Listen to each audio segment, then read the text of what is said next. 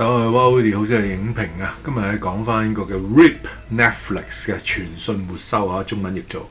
咁 IMDB 咧俾到6.9嘅 Rotten Tomato 咧，影評人83%，觀眾滿意程度70%。咁我自己覺得都係7分之間啦。咁佢係一個 above average 一定係。咁但係咪即係話拍得非常之經典咧？我又覺得唔係。咁呢個係一個全劇透影評啊嚇，咁啊簡單啲可以討論嘅。我留意翻個編導咧 Joe Carnahan 咧，佢之前嘅 A-Team 啊或者 The Grey 咧，其實都有睇過下嘅，即係佢娛樂成分啊、動作啊都俾足嚟嘅。咁依家一套都一樣，即係如果你話槍戰啊、動作啊，其實都 OK，above average 啊。咁仲有另一個咧 The RIP 咧成功元素就係一定係麥迪文同埋老友啊 Ben Affleck 嘅。即係佢兩個咧，自以前1997年嗰套 Good Will Hunting 咧，即係麥迪文其實係自己編寫個劇本，自己去叩門。即係講個做校工嘅麥迪文咧，冇讀過大學，但係就可以破解到咧數學教授留喺走廊一個公式啊嘛，或者天生我材必有用啦。係有一次史泰龍嘅時候嘅 Rocky 第一集咁啊，攞住個劇本去叩門。咁個電影公司賞識啦，自己可以做主角啦，拍成電影啦，都大 hit 咗佢個 friend 咧 Ben Affleck 咧，就即係晉身呢個演藝界㗎嚇。咁嗰時我覺得哇，呢個麥迪文坦白講又唔係靚仔，又唔係高大，啊點知又 OK 喎嚇！之後佢演特工啊，或者之後演嘅軍佬啊，其實都入型入格嘅。咁佢個 friend 又係因為高大靚仔啊嘛，咁嘅星途都係無限好嘅。所以而家兩個咧再一次碰頭嘅時候咧，即係有嗰種嘅化學作用啊，有嗰種嘅氣味出嚟嘅。咁我 check 翻咧，其實2021年嘅時候咧，佢哋已經係再次碰頭㗎啦。The Last Duel 啊，2023年嘅 Air， 咁而家到呢一套 The RIP。RIP 嘅意思咧就係即係個掠奪，即係將嗰啲非法財產咧充公嘅意思。RIP。咁咁啱咧，電影我覺得欣賞嘅地方就係咧，開頭就以一個叫 Jackie 一個緝毒組嘅女偵探嚟嘅被殺，咁即係 Rest in Peace 啦。所以我覺得咧個名上面咧佢都有佢嗰個嘅意思嘅。開頭我諗住Rest in Peace，唔係，原來叫 RIP 掠奪嘅。我自己欣賞嘅地方頭先都講咗啦，佢個動作啊、槍戰啊係 above average 嘅。咁你再加埋麥迪文同埋阿老死 Ben Affleck 咧。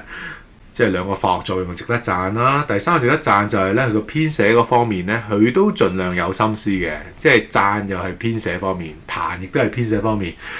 如果影評認為咧，可能個劇情都係可預料之內嘅，我而家解釋下點解。所以呢套戲咧，只可以係一個 above average。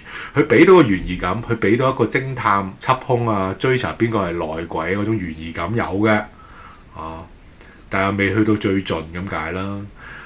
如果咁睇嘅時候咧 Emily Blunt 嗰套嘅 Sicario 咧，無論個血腥同埋懸疑感係更勝一籌啊，可能幾籌添。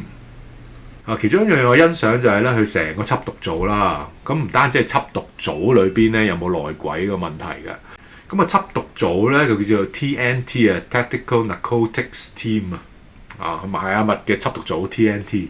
咁但係你既然咧緝毒組裏邊咧有探員被害嘅時候，咁聯邦幹探就要介入咯喎，咁所以係邁阿密嘅緝毒組啦，同聯邦啦，同一時你都係邁阿密緝毒組咧，同其他普通警察啦，咁所以其實一個三角嘅嗰個嘅對壘咧，嗰個嘅張力係好睇嘅。咁同埋喺緝毒組裏邊咧，佢有唔同嘅千絲萬縷嘅關係嘅嚇。譬如阿 Jackie 呢個女幹探一早俾人哋懟冧咗嘅時候，原來私生活嘅裏邊咧又同阿Ben Affleck 搞上嘅喎。咁 Ben Affleck 咧喺戲裏邊就稱為 J.D. Bryan 嘅嚇，或者叫 J.D. 咁麥迪文咧戲裏面係叫 Dan Dummers 嘅，我都係叫翻佢做麥迪文啦。咁所以我覺得佢呢套戲咧，即係值得令人欣賞嘅地方，或者係劇情係 above average 嘅原因就係咧有唔同嘅角色張力嘅嚇，即係緝毒組內啦，由緝毒組同聯邦啦嚇，緝毒組同本地嗰個嘅探員啦。咁但係正正亦都係一個彈位就係咩咧？佢同聯邦同埋本地警察嗰個張力位係唔夠嘅，係我自己計數咧，就係聯邦咧就係戲初同埋戲尾嚇，個聯邦原來係佢細佬嚟噶嘛。即係個聯邦幹探咧，其實係阿 Ben 嘅細佬嚟嘅嚇 ，J.D. 嘅細佬啦。咁我覺得就爭啲喎，多啲呢種咧，即係聯邦嗰種嘅介入啊，可能聯邦嗰種咧係內部調查啊、高空監察啊，可能呢個更加精彩都未定嘅。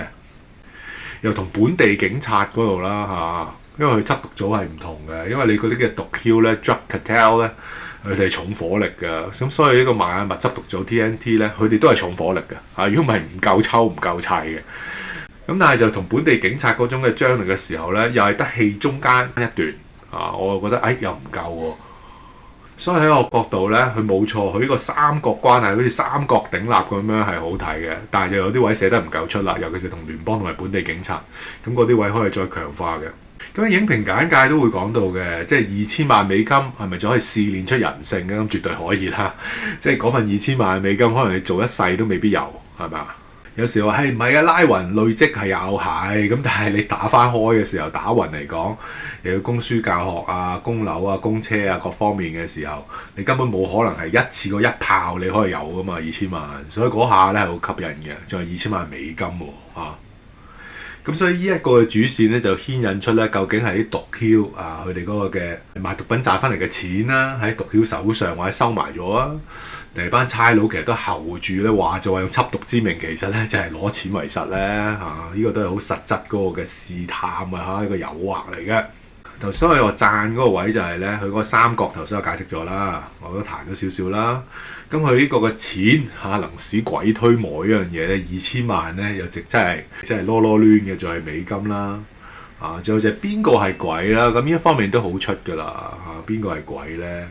同埋呢個邊個係鬼嘅過程裏邊咧，即係邊個係濫權？喺咩步驟裏邊可以濫權咧？亦都係一個細緻位嚟嘅。影評就係讚咧，睇嘅裏邊就好似真係睇緊差佬喺度做緊嘢咁樣，佢有啲細緻位嘅。譬如佢點樣係要數錢，點樣記錄啲錢啦，點樣去匯報啦，或者行動嘅裏邊嘅時候咧，佢有少少 protocol 嘅，有啲嘅守則要跟從嘅。咁呢一啲咧都係增加咗個電影嘅真實感嘅。不過船積咧就要彈嘅位就係咧，點解我只係話個劇本純粹係 above average 啫，就唔係寫到好經典咧？最主要就係個提示可能太出，提示太出啦。譬如阿韓仔咁樣，就 Steven Yeun 係佢真名啦。咁戲裏邊叫 Mike Rowe，咁有時叫佢 Mike 又叫佢 Rowe 啦簡單叫佢韓仔。咁韓仔咧，有一部分就係咁啊，有一個位咧，咁佢哋咧就係咁，然後就搜出大批嘅現金。咁其實嗰幕都有層次嘅，即係一個女仔守住間屋啫，咁佢哋又冇搜查令，咁喺度咦呢個都係真實感嚟嘅，冇搜查令佢哋真係唔可以入屋，但係佢哋有合理懷疑。令件事簡單啲，你簽個名啦。咁我覺得呢啲位都幾好。本身第一部一入到去嘅時候，有秘密嘅角仔喎，但係上到角仔冇嘢，搜唔到嘢。咁呢個層次嘅升溫，啲劇情升溫我好欣賞嘅。只不過我覺得嗰個位有啲老土，就係咧，你真係即係你嗰個插咗位之後，條電線突出嚟咧，又真係好戇居，好突兀係人都知道有啲嘢啦。咁所以阿 Ben 咧就係掹。即係 J.D 走去掹嘅時候咧，就發現聖母像後邊嗰埲牆係可以打開嘅，然後之後卜鬼爛去啊！咁樣成個過程裏邊繼續審問嗰個女屋主啦、後生女啦，咁等喺度卜到咁上下喺度諗緊入邊係有毒品啦，定係如何咧？咁原來嗰隻唔係緝毒犬，又係抵死嘅喎，可以聞係聞到錢未？咁有幾多錢啊？哇！一大堆錢。有報紙咁多，一沓沓報紙咁樣，好誇張。頭先話啦，麥迪文咧戲裏面叫 Dan Dumas， 咁我就叫佢麥迪文啦。咁麥迪文知道哇咁大嚿錢一定要保密，咁就即刻收晒所有人電話，收晒所有人電話，唔好出聲，收電話，交電話出嚟。咁邊個你私藏電話，其實就已經個鬼味好濃啦。喺呢個位，哇咁快韓仔就有另一部電話咧，對外通訊咧，我覺得呢一度一個敗筆位嚟嘅。即係唔好咁快影阿韓仔個樣啊嘛，係嘛？你即係私下見到有一個人喺個心口攞電話，咁就算啦，唔交代邊個角色，咁我哋咪係咁喺度估咯，邊個係鬼咧？咁先好睇噶嘛。另一個交代又太快咧，或者太快開估，或者 tips 太明顯咧，以至到個懸疑感下降咧，就係阿麥迪文啊。諗住去突擊嗰個住宅嘅時候咧，佢喺度揸緊車，雙手咧放喺軚盤上啦。咁左右手咧都有個紋身嘅，嗰個紋身就係 AWTGG 啦，同埋 WAAWB 嘅。咁我嗰下唔係好明嘅，但係10零20分鐘後已經好快解釋㗎啦。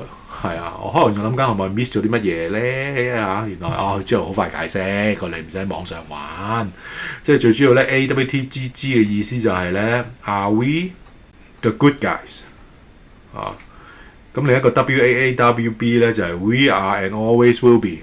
咁好快個手提電話個 wallpaper 咧就係黑白相咁樣，知道佢嗰個細路係死咗，即係佢個仔死咗啦，係嘛？即係如果呢個嘅警員佢時刻都提醒自己 We are and always will be， 咁佢係鬼嘅可能性應該都好低。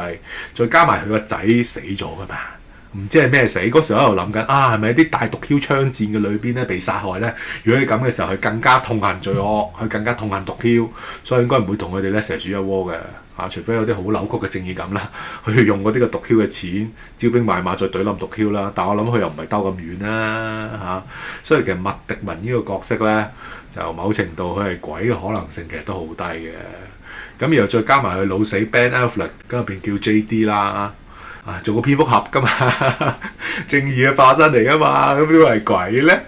所以有時佢角色嗰個擺位咧，其實已經開咗啲估就爭啲咯。明知佢係兩兄弟一齊拍住上噶啦，咁就算你喺戲裏邊咧，佢哋有鬧交有打交都好咧，總係爭少少嘢。咁所以到最後叮開估嘅時候，咪估到咯，即係類似係咁估到一半啦。有啲就話估得咗估到啦，咁我自己就覺得係太早開估啦，或者太提示太明顯嘅時候咧，啲扣分地方啦。第三個太快開估嘅地方係乜嘢呢？就係佢哋遭遇伏擊啊嘛！嗱，講翻好快嘅時序，佢哋喺閣樓揾唔到嘢，最後揾到一大堆錢，OK 美金咁嗰時有電話打嚟啦，你半個鐘頭後好走，唔係我懟冧晒你哋。咁佢哋半個鐘頭裏邊咧，仲喺度慢慢數錢啦。咁呢個係彈位嚟嘅，啲影評都話：喂，你數錢會數得太耐啊！有人話半個鐘裏邊就懟冧晒你哋，你仲唔走？或者走之前係咪要係上報中心啊？喂，我哋依家係搜獲到乜嘢喺度報告。麥迪文冇做嘅喎，好古怪嘅成個過程。即係麥迪文咧又冇向上頭報告，同一時間明知道半個鐘後有事發生，又繼續慢慢數錢。咁仲有就係咧。好啦，即係伏擊嚟啦，即係咁俾人哋亂槍掃射嗰下咧，又好奇怪嘅位係咩咧？你俾人亂槍掃射，你唔知道屋外有幾多人噶嘛？無端端麥迪文嗰啲又好神勇咁樣衝咗出去喎，加埋個韓仔，你唔怕俾人伏擊㗎？你唔怕有追擊手㗎？嗰個位其實真係好無稽嘅，嗰個位真係大扣分嚟嘅，因為你真實嘅槍戰裏邊，你除非你有空中監察啦，你有其他嘅可能係警方嘅追擊手啦，去保護你哋。如果唔係你貿然衝出屋嘅，係死緊個鬆頭嘅喎。咁但係唔理啦，嗰個戲電影裏邊咧，即係麥迪文同個韓仔就好勇武咁樣走咗出去啦。我冇記錯咁衝咗出去之後咧，又可以繼續去追擊對方嘅槍手啦，咁當然啦，最後又食白果嘅。咁與此同時咧 ，Ben Affleck 即係阿 JD 咧，其實佢一早發現咗咧某一個位係打緊摩斯密碼用緊個街燈，好有規律咁打緊摩斯密碼。所以 JD 一早就去咗嗰間屋嘅裏邊，原來真係咧捉到一個 drug cartel，即係大毒梟嗰啲馬仔喺度嘅。咁捉咗佢出嚟嘅時候咧，但係唔好向佢開槍，唔好開槍，呢個係馬嚟嘅啫。佢依家同緊大毒梟電話聯絡視像對話，好抵死個問題係咩咧？視像對話裏邊個大毒梟同個麥迪文對話，呢單嘢咧就唔係我哋肥你嘅，唔關我哋事嘅有乜嘢啲錢我都唔知嘅我最後就好簡單再交代就係你哋嘅內鬼做㗎，係你自己人射自己人。哇！呢個太出啦，即係不嬲片初嘅時候咧，我哋都質疑你係要大毒梟懟冧個幹探，個幹探就係去緊咧揾緊佢嗰個嘅污點證人咁樣嘅即係按道理呢個動機可以成立嘅，即係阻止佢出庭咁樣啦，類似係咁啦。但係之後就冇咁樣去交代嘅時候咧，我慢慢發現，咦咁樣去殺嗰個幹探，唔係只係阻止佢嗰個嘅污點證人去出庭喎，係咪啊？嗰時都覺得有少少咧，即係無間道嗰種感覺嘅。咁你而家咧再透過個大毒梟嘅電話再講一次嘅時候，咁即係鬼啦，一定係內鬼啦。咁頭先都講咗咯，韓仔有個電話啊嘛，咁啊太明顯啦喺度。我唔係好明白咧，有啲影評喺度讚到上天嘅時候咧，我覺得即係呢啲位有大扣分嚟嘅喎，即係讚到上天，即係我極其量都係7分啫。係 above average 㗎啦，但係有好多位咧都唔係好得嘅，因為 Netflix 之下真係爭啲咧。但係已經好過好多其他爛片㗎啦。所以大毒梟嗰度咧好搞笑，唔關我嘅事㗎，係你自己問題咋，你自己人做㗎咁樣。麥迪文又信晒㗎喎，即係諗住大毒梟真係牙齒當金使㗎，好搞笑。你聽佢電話已經搞笑，你信晒佢講又係搞笑，然後大毒梟乜都講晒又係搞笑㗎。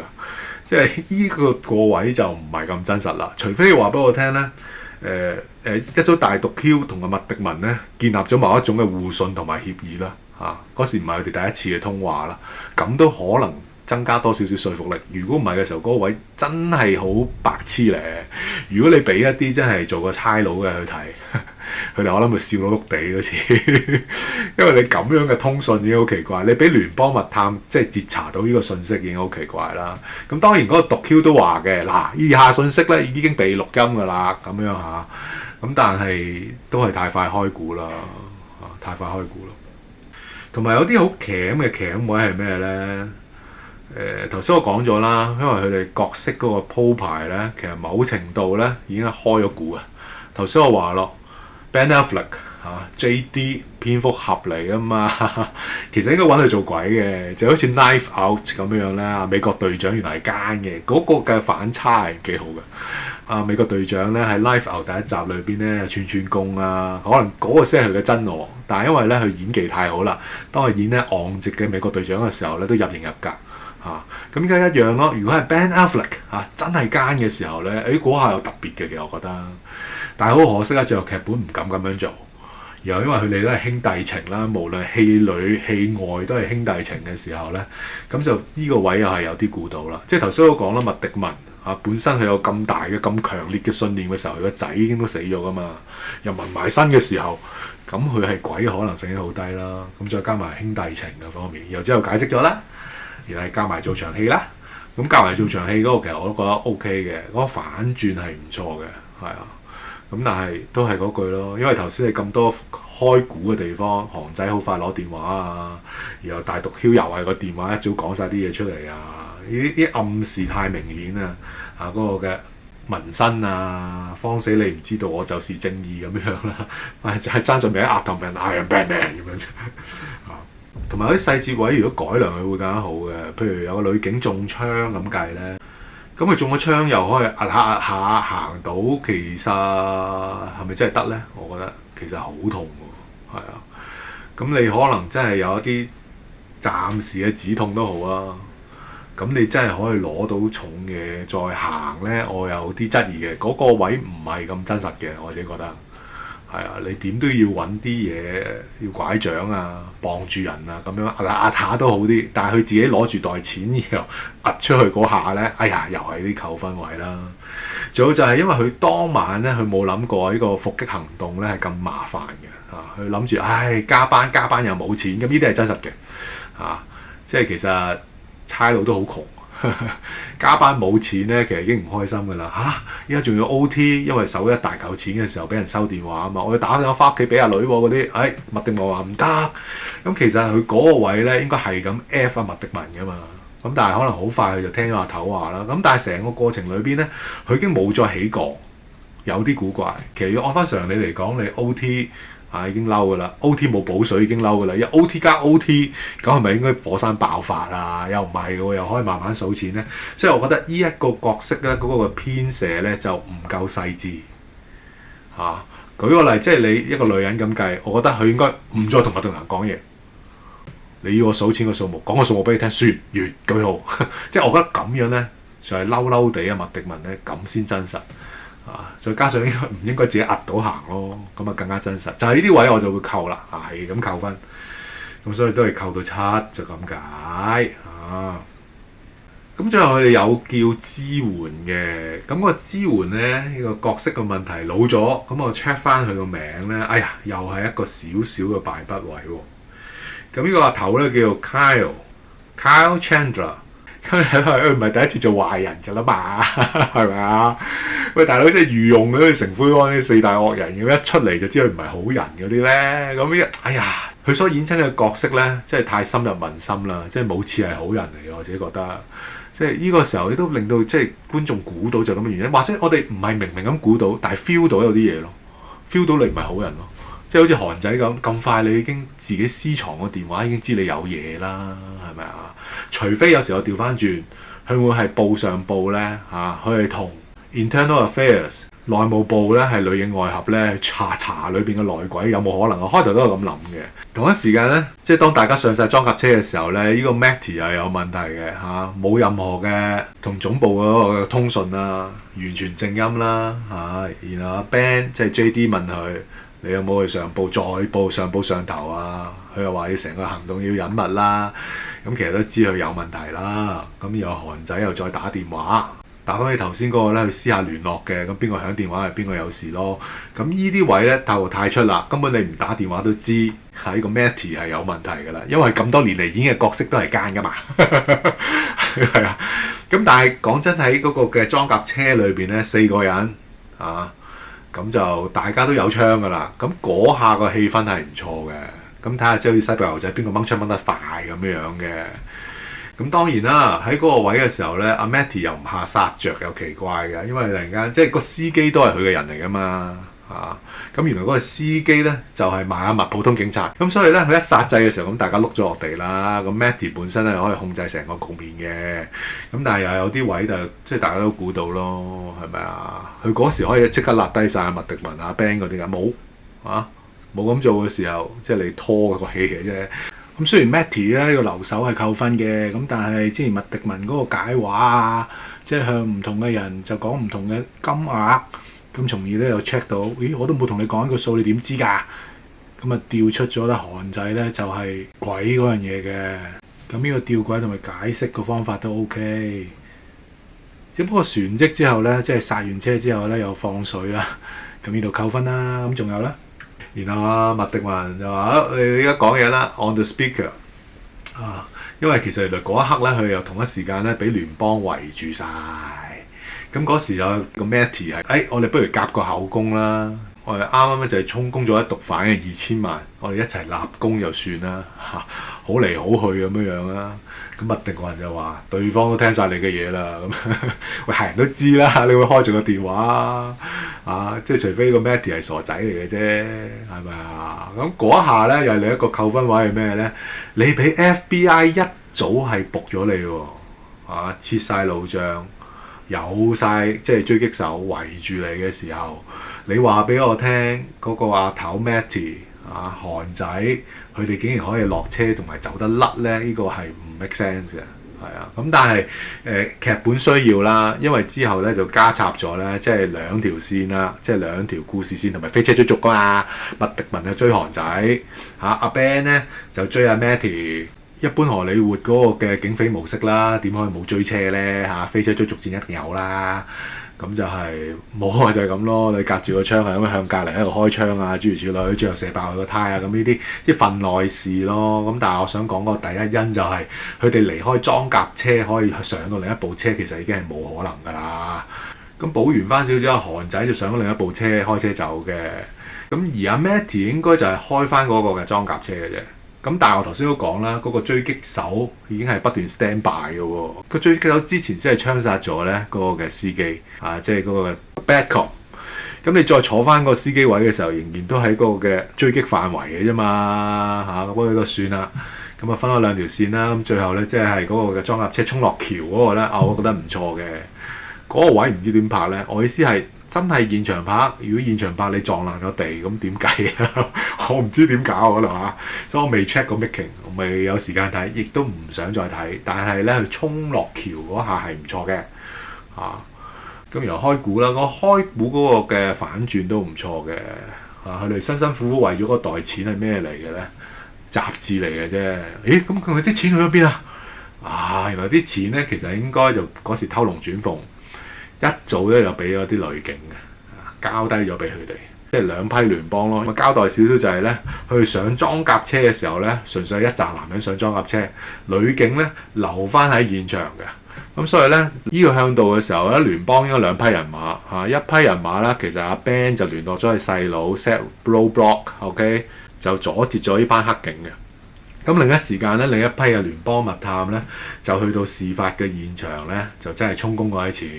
咁所以就最後一幕喺度見到數錢啊！咁大家數錢條數都係夾嘅喎。咁冥冥中亦都係替翻警隊兜翻，即係之前咧電影就係不斷鋪陳，就係咧不斷掘啲黑警嘅，巴一巴刮落去你度嚇，個個都有貪念嘅，個個都有個動機去貪嘅。咁但係其實最後大家都係持守個專業、持守個正義咁樣啦。我覺得呢一度咧就到咗另一個壇位啦。你嗰個壇位係咩咧？佢之後佢開翻估嘅嚇，嗰個後生女原來就係嗰個線人，就係嗰個片初咧被謀殺幹探 Jackie 嘅線人嚇，污點線人。污點證人諸如此類啦，應該污點線人嚟嘅啫，未做證人。咁但係佢嗰個位去做針啦嚇，佢真係做線人啦，咁有線人費，咁佢都攞到幾百萬美金，都好唔錯嚇幾百萬美金喎，可能嗰個成2000幾萬港紙嘅咯喎。咁你重新起個間屋啊，重新生活啦，搞生意啊，小生意各方面都冇問題啦。咁但係嗰個位咧，我覺得片尾嗰個收筆裏邊咧就對話太多啦，係啦，咁就麥迪文同佢以訛一輪啦，鼓勵翻佢，以後唔好再行差踏錯啦，咁諸如此類啦。咁然後最後諗住講到完都 OK 啦。咁點知咧，仲有沙灘一幕，又係兩兄弟咁樣坐喺度，然後又再解話一輪啦，咁又望住個夕陽係靚嘅，咁但係我覺得嗰個位 over 咗。咁喺沙灘裏面玩緊波波嘅有個小朋友咧，又係叫 Jackie。即係冥冥中佢覺得係 Jackie 轉世也好，乜都好啦，或者 Jackie 嗰個嘅 spirit， 佢嘅精神唔係靈魂嘅精神仍然長存嘅。咁我都覺得係有少少 over 咗嘅，係啊，即係有一啲嘅對話冇錯，尤其是咧係片中片頭嗰啲咧，佢特登增加個懸疑感啊，角色與角色之間互相差異嗰啲嘅對話係幾好嘅。尤其是頭先我話咗中槍嗰個女警話咧，哇！呢筆錢賺一世都賺唔到喎，呢啲説話係要有嘅嚇。咁但係又或者阿 Ben 同阿麥迪文喺度互插嗰度咧，又繼而動武嗰啲咧，又係唔錯嘅，幾好嘅嚇。只不過你喺度打交嘅裏面係咪阿 Ben 咁容易就可以係立到阿韓仔心口裏邊個電話，而韓仔唔知咧？咁呢啲就真係蝙蝠俠咯，先做到咯，忍者嚟嗰個蝙蝠俠係咪啊？你睇翻 Christopher Nolan 啊，《黑夜之神》3部曲啊 ，Christian Bale 咁樣，佢係受忍者訓練噶嘛，所以其實鬼佬忍者，所以心口攞部手機，對方唔知咧，咁呢啲係忍者訓練啦。所以其實如果我咁樣係撩你，而且我覺得呢啲唔係雞蛋挑骨頭嚟嘅喎，即係我呢啲係追求真實係嘅時候，你係朝向真實係咁拍攝啊嘛，真實係嘅警匪片裏邊都唔係警匪添啊，係警與黑警之間嘅對決嘅時候，另一種嘅無間道嘅時候，我期望你係超真實噶嘛。但係如果當中有啲好搞笑嘅低能嘢嘅時候，咁自然就會扣分噶啦。但無論點樣好咧 ，Netflix 拍嘅爛片實在太多啦，所以一對比之下咧，呢一套都算係咁噶啦。一來有即係麥迪文同阿 Ben Affleck 嗰個明星效應啦，救翻少少，同埋嗰個劇本嚟講咧，佢開頭嗰啲都寫得有心思嘅，只不過係導演佢身為編導，佢拍嘅時候咧，未必可以臨場就即刻係處理咗一啲嘅細節嘅問題或者反駁問題咁解啫。所以最後佢解釋就係其實呢個成個係個局嚟嘅，我覺得佢解釋嗰個局咧係幾好㗎藉着唔同數字。唔同銀碼就可以勾出得邊個係鬼啊！我冇講呢個數嘅喎，韓仔點解你會知？咁我覺得呢個 OK 喎，呢個位係啊。但係頭先我講過啦，即係你嗰個角色嗰個編排咧，啲樣實在太出啦，係啊。尤其是即係阿 Ben 就係蝙蝠俠，就係唔會係鬼，咁即係太明顯咯個阿頭 Matty 不嬲都係做衰人嘅，咁佢又咁出嘅時候，太明顯啦。好啦，如果你歡迎上日分享咧，請 like、share 同 subscribe，多謝各位，拜拜。